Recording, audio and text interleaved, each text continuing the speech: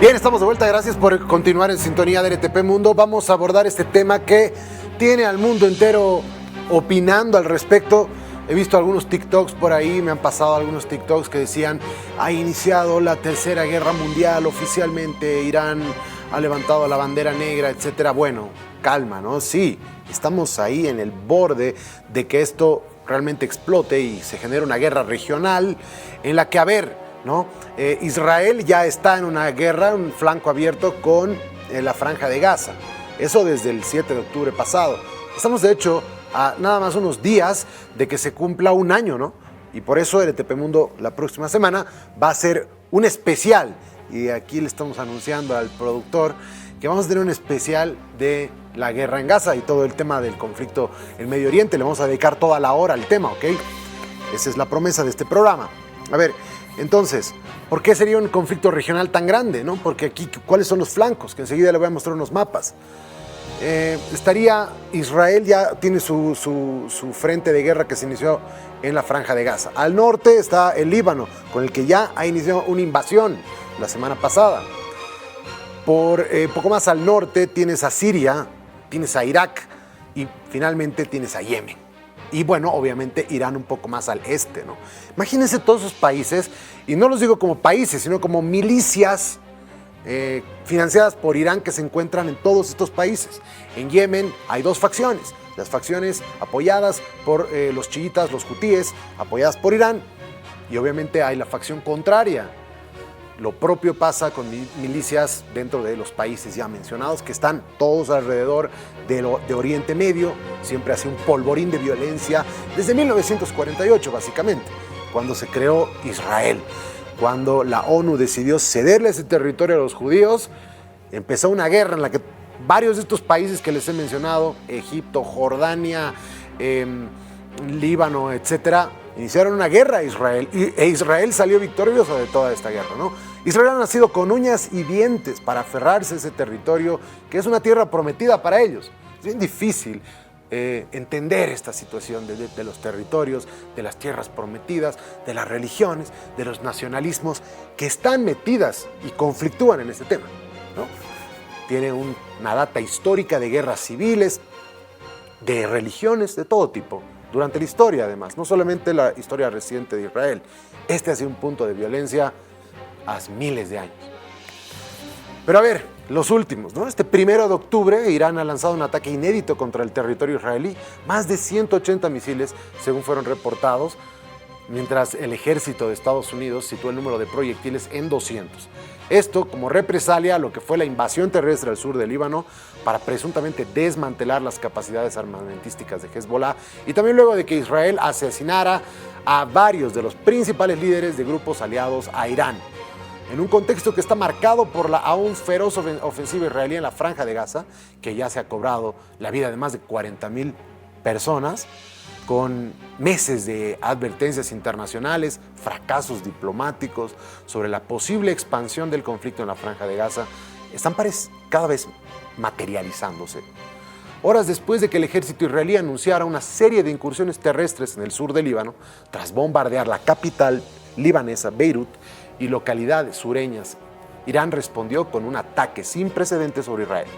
Las versiones sobre el ataque difieren. Las autoridades israelíes alegan que el ataque iraní fracasó, argumentando que su sistema de defensa, el domo de hierro, ha logrado interceptar un gran número de los proyectiles. Estados Unidos también le ha ayudado, por si acaso, desde el mar Mediterráneo a repeler alguno de ellos. Mientras en Irán se afirma que al menos 90% de los misiles lanzados han logrado impactar con éxito. El presidente de Irán, Masoud Pezeshkian, dijo que el ataque era una respuesta decisiva a las agresiones de Israel. Le avisó al gobierno israelí que, aunque su país no desea la guerra, está listo para responder a cualquier amenaza.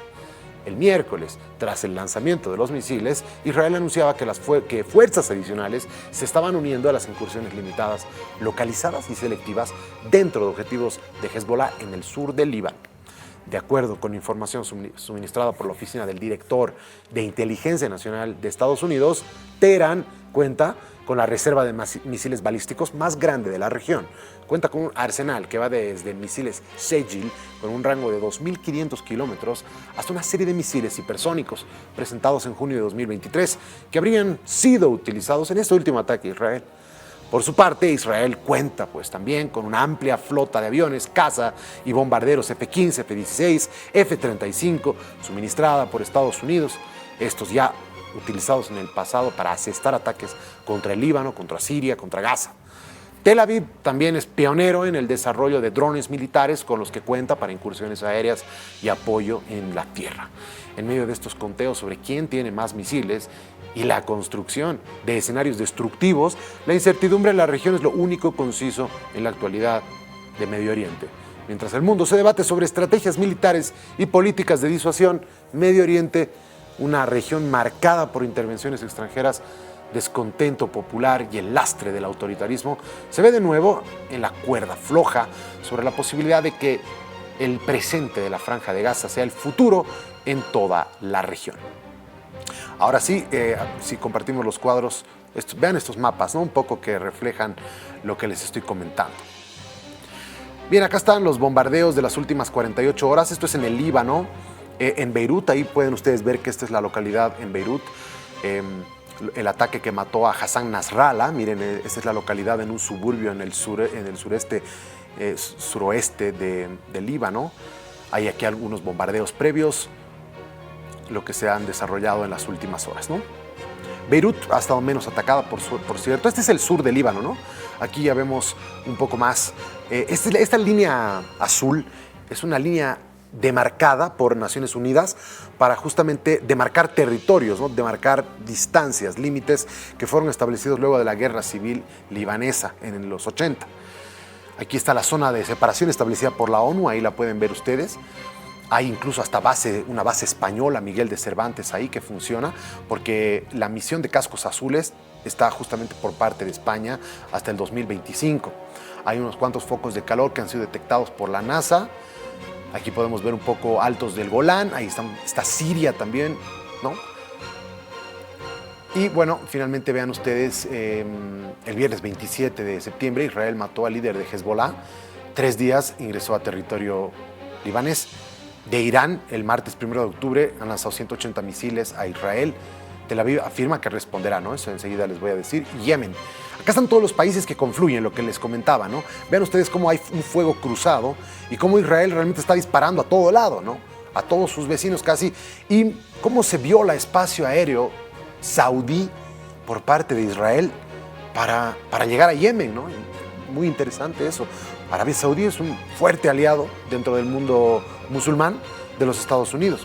Ahora, quiero recalcar esto porque hasta el cierre de la edición de RTP Mundo todavía no ha habido una represalia por parte de Israel. Luego del ataque que les comentaba, Israel ha dicho que va a responder, que lo que ha hecho Irán es un grave error y que va a responder. Irán antes de eso le había dicho, estos ataques que hemos mandado son suficientes, con esto cerramos nuestra campaña, es nuestra forma de vengarlo, de haber matado a Haniyeh en territorio iraní, en plena capital, mataron al líder de Hamas, la muerte de los más importantes líderes de Hezbollah y obviamente el líder más importante, Hassan Nasrallah, la semana pasada, y claro, en la invasión al Líbano, ¿no? Líbano lo podríamos llamar, es un bastión político de Irán, porque Hezbollah ha logrado inmiscuirse dentro de la política libanesa. Entonces forman parte del poder también y le permite a Irán tener una cercanía importante con el Líbano, ¿no? Entonces, bueno, no ha habido hasta ahora una respuesta por parte de Israel, creo, y con eso voy a empezar la entrevista con el analista que está con nosotros, Adalberto Agosino. Adalberto, buenas tardes. No sé tú qué piensas, pero si Israel llegara a responder con una fuerza a territorio iraní, abriendo un nuevo frente, ahí las cosas podrían descarrilarse tal vez al punto de no retorno. Bienvenido. Mira, yo creo que Israel va a realizar un ataque significativo en Irak. Lo que vendrá después no puedo anticiparlo, pero yo quisiera compartir contigo y con la audiencia un off the record que tuve con fuentes israelíes el jueves pasado, que es muy ilustrativo y que explica por qué yo creo que va a atacar a Irán. Según la inteligencia israelí, había un plan de ataque coordinado por 5 naciones o 5 entidades distintas contra Israel. El plan era que simultáneamente iba a atacar Hamás, como lo hizo, mientras Hamás atacaba a Israel por el sur, en el norte lo atacaba Hezbollah, y a eso se iban a sumar fuerzas de Irán, Irak y los hutíes yemeníes. Así que ellos calculaban que si estas cinco entidades los atacaban en forma simultánea, estaba en grave riesgo la existencia misma del Estado de Israel. Muy bien, eso debía ser un ataque coordinado. Ataque que se venía demorando, porque Irán no tenía la intención de llevarlo a cabo. Lo tenía programado, pero no quería implementarlo, y por lo tanto contenía también a Hezbollah. Esto es lo que hace que Hamás, para boicotear definitivamente la posibilidad de la implementación de los pactos de Abraham y de un entendimiento entre Arabia Saudí e Israel, patrocinado por Estados Unidos, Hamás decidiera el ataque por su cuenta el 7 de octubre del año pasado, con la esperanza de que de esta forma iba a obligar a sus otros aliados a intervenir en auxilio de ellos. Bien, esto es lo que inicialmente provoca la primera fase del conflicto, una fase casi reducida a los combates de las fuerzas de defensa de Israel contra el grupo de Hamás. Pero Israel también sabe que el plan coordinado existía, y por lo tanto está dedicado a impedir que se pueda implementar ahora o a breve plazo. Entonces fue eliminando y está eliminando a sus enemigos uno por uno. Primero terminó con Hamás, luego de neutralizar a Hamás y tenerlo arrinconado, inició las acciones contra Hezbollah. Acciones que tuvo que hacer en forma precipitada, porque el plan contra Hezbollah era detonar el sistema de comunicaciones de Hezbollah, neutralizar a la mayor cantidad de líderes posibles, y en simultáneo, mientras estallaban los Viper y los Handy, llevar a cabo un bombardeo estratégico sobre instalaciones ya previamente designadas por inteligencia, y luego una operación terrestre limitada. ¿Qué ocurrió? Lo que ocurrió fue que Hezbollah descubrió el acto de sabotaje en los Vipers, y estaba a punto de dar la orden de descartarlos. Entonces, cuando los israelíes se enteran que han sido descubiertos, adelantan la operación y hacen detonar todos los artefactos. Pero los hacen detonar cuando ellos no están listos para lanzar las otras dos fases, es decir, el bombardeo y la invasión terrestre. Esto demora un poco las cosas y las hace aparecer descoordinadas. Es decir, algo que tenía que ser simultáneo se fue dando en dos fases. Primero los Viper, después los Handy, y después de un par de días el bombardeo, y finalmente la invasión terrestre. Sí. Porque no estaban preparados. Tuvieron que adelantar las cosas por el descubrimiento del plan de sabotaje. Correcto. Ahora bien, eso explica cuál es el objetivo. El objetivo es neutralizar pero por un largo plazo, a Hezbollah, desarticularlo, forzar a que las fuerzas políticas del Líbano ejerzan presión sobre Hezbollah para que Hezbollah se quede en el Líbano, pero tranquilo, sin agredir a Israel, y asegurar una franja de 40 kilómetros que le dé seguridad en el norte a las poblaciones israelíes del sur del Líbano, norte de Israel. Ese es el objetivo con respecto a Hezbollah. Ahora bien, ahora un momentito ahí, quiero entrar en esta parte de Hezbollah, porque ya hay un precedente, ¿no?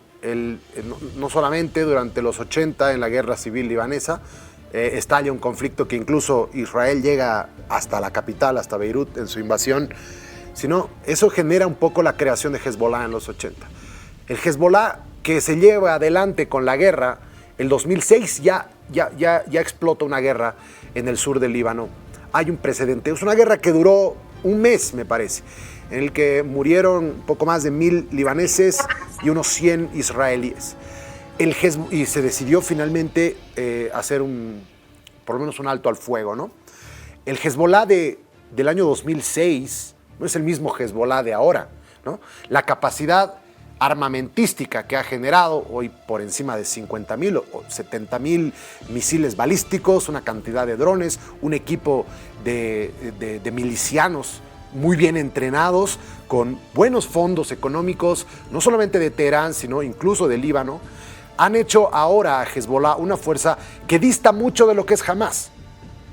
Entonces, el frente que está abriendo ahora Israel en el norte, en su frontera, no es un adversario como Hamás. Hezbollah, si bien ha podido debilitar gran parte de su mando, sabemos que este tipo de milicianos no se los elimina por completo o el eliminar a los principales líderes no le hace el daño tan importante. Lo hemos visto con el Estado Islámico y lo hemos visto con otros grupos terroristas. No le ha logrado, no se puede hacer nada hasta que no haya una invasión como la que se está desarrollando. Al momento ya están comenzando a caer varios soldados israelíes, si bien están cayendo también fuerzas de Hezbollah. Parece que va a encontrarse con una batalla mucho más fiera que la que ha tenido con Hamás. Mira, las fuentes israelíes con las cuales yo hablé me dijeron exactamente lo mismo que estás diciendo tú. Ellos prevén una muy sangrienta campaña terrestre, pero cuentan con... ellos creen que están luchando realmente por su supervivencia. Los israelíes siempre creen en cualquier guerra que está en juego su supervivencia. Así que tienen la teoría de que no pueden perder ninguna guerra. Saben que es costosa la operación y, según me dicen a mí, es una operación con objetivos limitados a limpiar la franja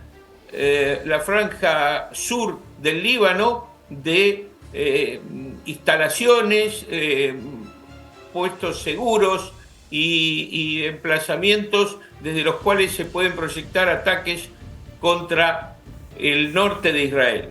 No van a ir mucho más allá de ese lugar, porque prevén que en la medida que ellos sigan avanzando, la resistencia cada vez va a ser mayor, que hay túneles, que hay estructuras subterráneas preparadas para una resistencia feroz. Así que ellos cuentan con una operación de tipo quirúrgica y que Hezbollah, paralizada por la pérdida de sus mandos, por la sorpresa de esta operación, por el momento no replique con toda la intensidad.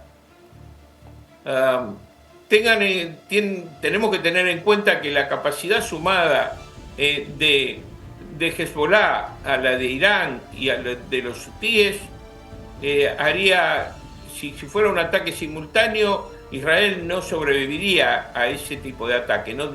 La cúpula de hierro quedaría saturada y después de varios ataques Israel quedaría vulnerable. Ahora, eso un poco le está obligando a Estados Unidos a entrar, ¿no? En este último ataque que hemos visto en el principio de esta semana, Estados Unidos ha participado en justamente interceptar varios de los misiles desde el mar Mediterráneo. Tengo entendido que esta semana o la semana pasada ha salido también, ha zarpado desde Virginia otro de estas flotillas que maneja Estados Unidos y que está yendo justamente hacia esta región. Al parecer la inteligencia estadounidense le está mostrando que la cosa podría escalar y que está dispuesta seguramente a defender con todo a Israel. Seguramente Israel le ha dicho qué tipo de operación de respuesta está planificando. Eso no me cabe ninguna duda. Es decir, la colaboración entre Israel y Estados Unidos es amplia. Y Israel necesita del apoyo defensivo de Estados Unidos, así que no tiene más remedio que comunicarle cuáles son sus planes de ataque. Israel va a hacer un ataque contra Irán, de eso no debe cabernos duda.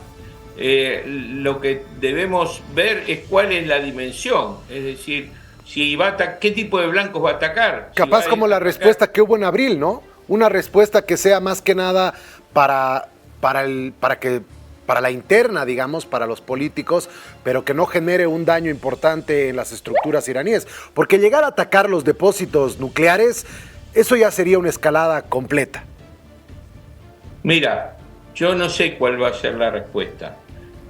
No creo que sea formal. No creo que, de ninguna manera creo que sea formal. Creo que una cosa fue lo de abril. Fíjate que el ataque de abril de Irán no fue de la misma dimensión que el último. Es decir, lo de abril fue un poco para salvar la cara, como se dice internacionalmente. Es decir, algo tenemos que hacer porque nos están diciendo que no reaccionamos ante los ataques selectivos y que matan líderes. Entonces hagamos un ataque, les avisamos, lo hacemos suavemente y para que lo puedan parar. Y entonces la devolución fue similar, también algo muy, muy formal y nada más. Eso no es la situación actual.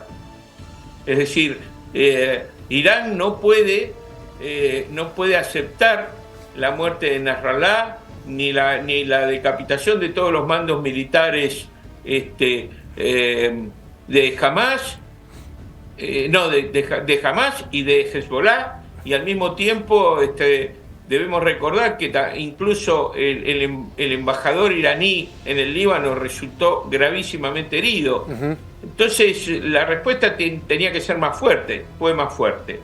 Lógicamente la réplica también será más fuerte.